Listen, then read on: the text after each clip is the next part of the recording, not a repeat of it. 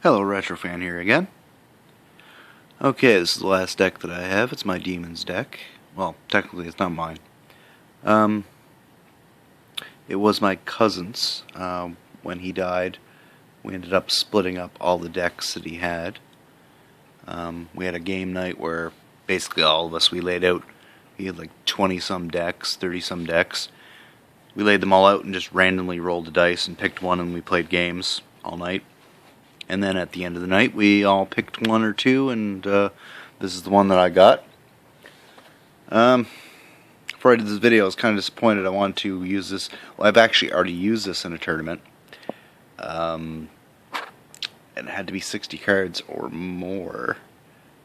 And I figured out while I was going through the cards that it was actually 59.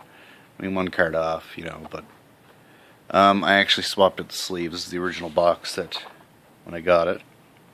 He did his little artwork on it, put demons on top of it. I mean, by the look of them, they're just Ultra Pro sleeves, so it shouldn't be too hard to find it. The only thing that sucks is I only need one. I'm going to have to buy a pack of them just to get one sleeve out of it, and I'm going to shove it back in this box. For now, I have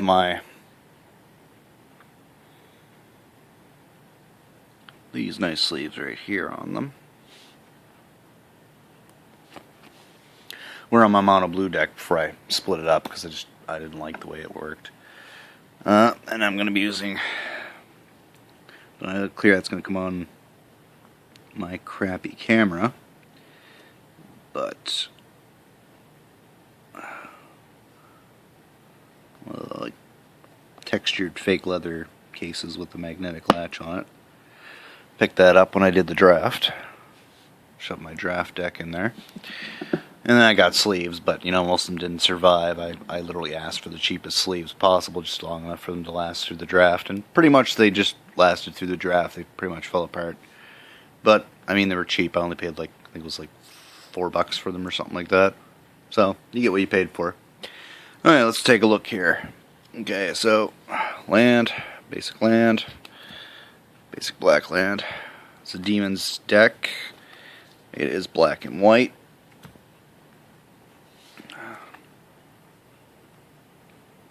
Got some dual lands.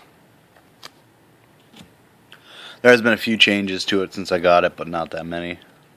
Just a few cards that, you know, had lower costs, that did more based on what he wanted it to do. Put this in here, get an artifact back.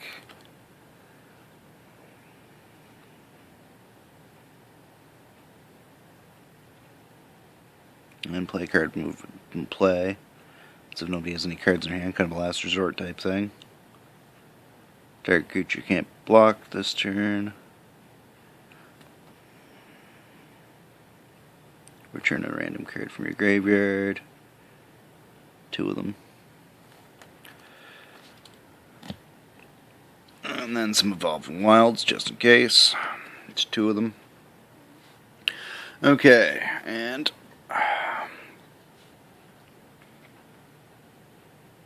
two artifacts with Varabos.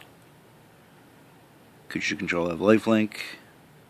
Pay 2 and 2 black. Return target creature card from your graveyard to the battlefield. It gains haste. Exile at the beginning of your next end step. If we leave the battlefield, exile instead. Play it only as a sorcery. And then this to kind of make up for the mana cost. Some of these demon cards are pretty expensive. So 4, and then pay 4 and tap. You may put a creature card from your hand to the battlefield. So I mean, paying 4 instead of, you know, we'll see in a bit. Some of them are a little more expensive. I got some that are 7 and 8, or 7 I think is actually the highest. Yeah, 7's the highest. So I mean, you'd be surprised how often these two actually seem to come out, even though there's only one copy of each. It's shiny. I recently swapped out the normal one for the promo one. Just because it's shiny, I don't know. Let's see here. Now we got... Be down here, show the doubles first. Okay, so we got 2 Harvester of Souls, Death Touch. When another non-token creature dies, you may draw a card. 5/5 for 6. So I mean artifact to come in handy for that. And then we got 2 Desecration Demons. Flying at the beginning of each combat, any opponent may sacrifice a creature. If the player does, tap this creature and put a 1/1 on it. I've actually had instances where people have done that and they've actually pumped it up and ended up killing them in the end. Just because they were trying to, hoping to get something good to kind of kill me off. And then I got 3 Herald of Torment. So you can bestow it for 3 and 2 black. It's flying. At the beginning of my upkeep, I lose 1 life. But I mean, it's only 3 for a 3/3 flying, so it's kind of worth it.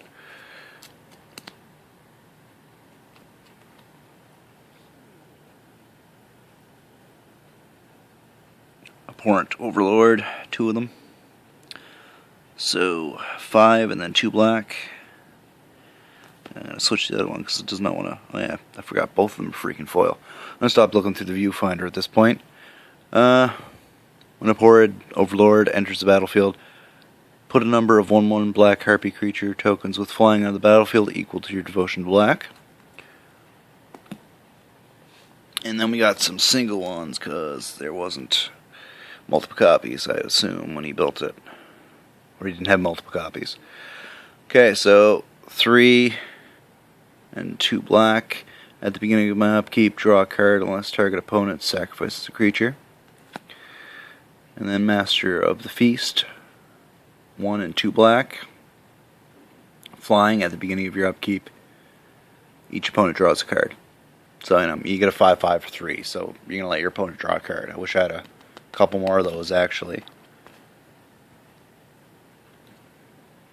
And we have Eater of Hope, 5 and 2 black. Flying, 6/4. Sacrifice another creature, regenerate this creature. And you have to pay 1. Pay 2 and 1 black, sacrifice 2 creatures, and destroy target creature. So, I mean, I haven't really used the abilities that often, but I mean, in certain situations, it would come in handy. Okay, Bloodgift Demon, 3 and 2 black. Flying, at the beginning of your upkeep, target player draws a card and loses 1 life. For a 5/4. Soul Cage Fiend, 1 and 2 black. When Soul Cage Fiend dies, each player loses 3 life. He's a 3/2.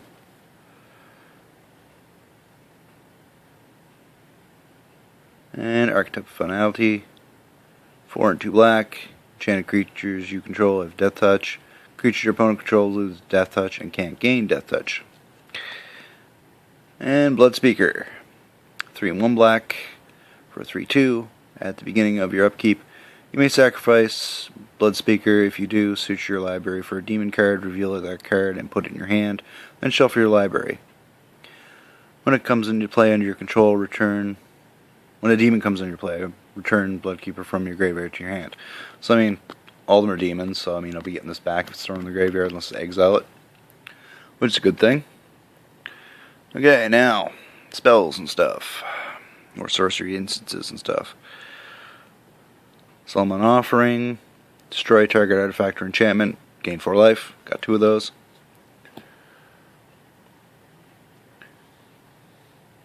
Angelic Edict, I think that's what he said anyway.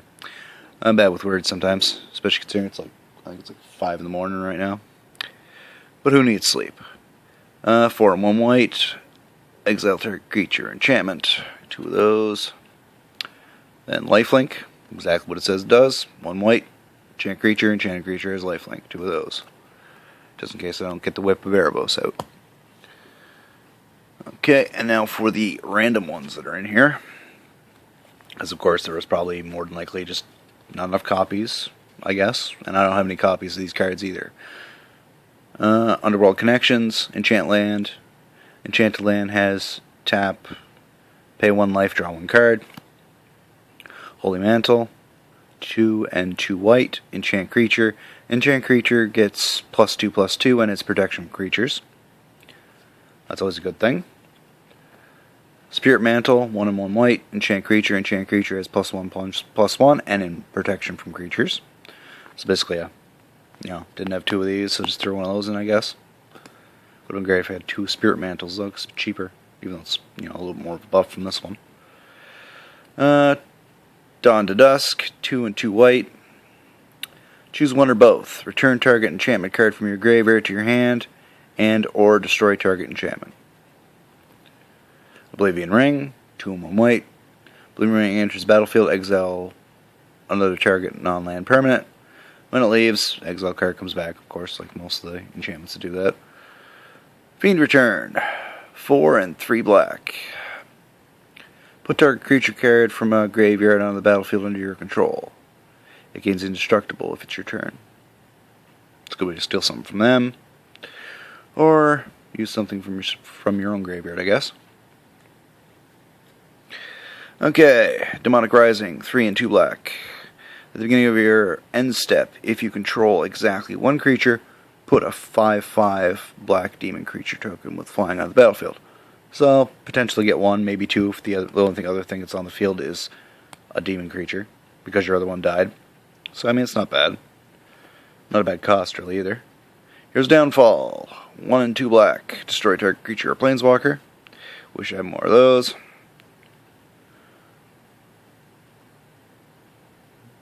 Dictate of Erebos. 3 and 2 black. Yeah, I was thinking about how to say that, if you're wondering. Enchantment has flash. Whenever a creature you control dies, each opponent sacrifices a creature. So that's a nice one right there.